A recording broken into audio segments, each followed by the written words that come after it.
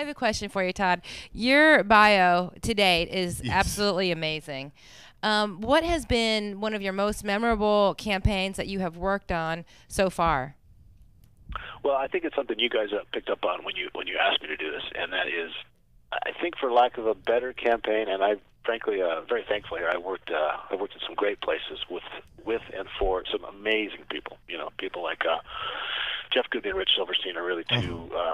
Yeah, that's not bad. Extremely strong mentors, and those guys, well, Jeff in particular, put me onto the Anheuser-Busch account, working with my partner Steve Dildarian.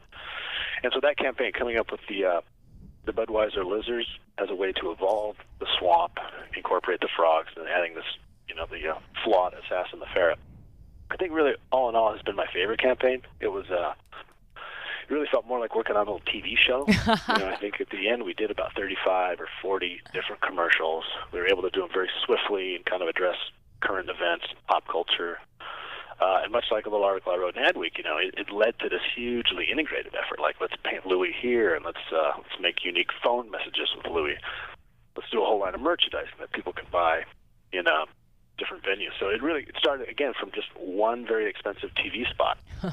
you know, a bunch of different things. A lot of people, you developed the vehicle to keep the message going out there. And it's like, there's very few things that do that. Like we had Steve Bassett on from Martin Agency, who's responsible in part for the Geico Caveman. Oh yeah, fantastic stuff. It really is. I got to tell you that one of my coworkers, a friend of mine, actually got a sneak peek into the 22-minute segment or the 24-minute segment that's coming out for the new pilot for the show, and they actually pulled it off. Todd, they pulled it off.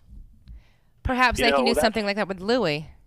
I think that is another great and very current example of something that you guys did back a while ago. Well, and it's kind of but it's those things are often accidents, which is really great. Like, Anheuser-Busch does dozens and dozens of commercials a year, and for some reason that one people kind of liked, so they said do a few more, and we did a few more, and they liked it, we did more, and then it became this, for lack of a better term, a bit of a movement, which is fun.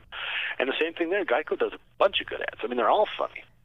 And I remember the first time I saw that caveman win, and it was just like, it was kind of like the funniest of a very funny group of commercials, and just, you see them do another, and it takes off and kind of develops its own following, which I like advertising that does. It kind of bubbles up out of nowhere. It's not like those guys said, we've got this caveman idea, and it's going to be huge, and here's what we're going to do. It's just like, it's rolling. It just happens, right? You can't ever say how it happens, but it happens. And you can't explain to the client that, you know what, I think it's got some legs, you know what I'm saying? I think we might be able to get somebody to pay attention to this, and then boom, the thing blows up. It's great. Todd, your reputation precedes you. What advice would you give a young person now who wanted to make it into to your field, and what advice would you give them? Go into something else. There's a current vogue. There's probably two things. And when I went to school, it was interesting because it was different. I went, I'm in my third decade of advertising. So back in the late 80s, it was don't take a job. Don't take a bad job. It was like, not even like don't take a mediocre job. It was like hold out for an amazing job. And it was interesting at places like Portfolio Center, and I think Creative Circus and Art Center certainly. That really was the MO for a long time. And it suddenly changed, I think, just with the nature of this new century and a bit of the stock market crash in 2000 and some variations, that people now get out of school and just take the first job. And I've noticed this because we've interviewed people who are like, you hired them. Yeah. I just took a job somewhere else. And I think took a job somewhere else. I would encourage recent graduates to be a little bit more confident in themselves, even if it's a little loosey-goosey, but I notice that they take jobs at the drop of a hat. I think some of them who have amazing portfolios could actually do better for themselves. So that was my first piece of advice. Second one is, even if that does happen, just keep learning. I mean, and that's probably why delaying a bit, even freelancing or traveling or getting your head together, just realizing that school definitely doesn't stop when you get out of school. It's almost like that. Now you're entering your PhD portion of your program. The real life. And to really just soak up knowledge. Don't be afraid to try new things and make mistakes and just learn from them. But that's really, now your education actually really takes off. Those first 3 to 5 years of the business, I think, are even more interesting. First of all, you are very interesting. I can't believe 11 minutes flew by as quickly as it did chatting with you. You were very interesting. Before I get your contact information, I do have to ask you, because it's on your bio, what kind of experiment is growing in your hair?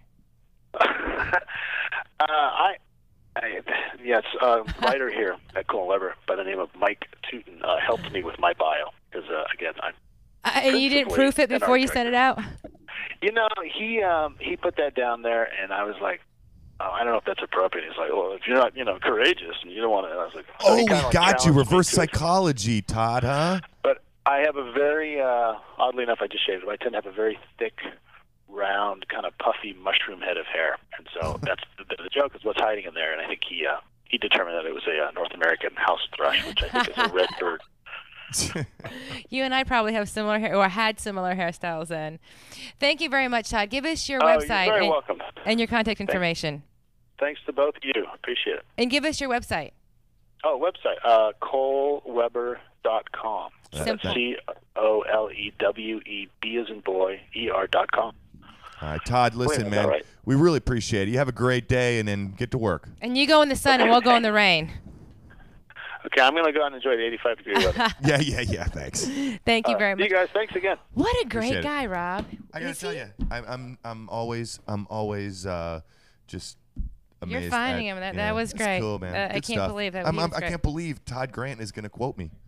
Isn't that awesome? That's pretty cool. We need to check his bio out.